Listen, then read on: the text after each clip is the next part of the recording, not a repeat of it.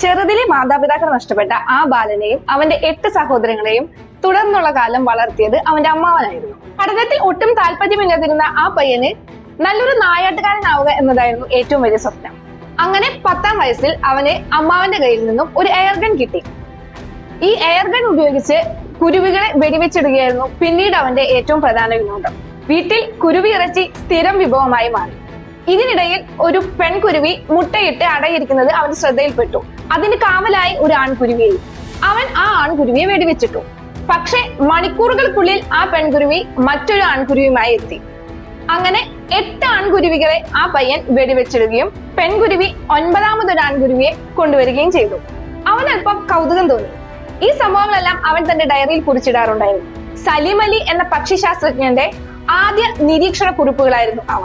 പത്മവിഭൂഷൺ അടക്കം നിരവധി അംഗീകാരങ്ങൾ നേടിയ ബാറ്റ്മാൻ ഓഫ് ഇന്ത്യ എന്നറിയപ്പെടുന്ന സലീം അലി.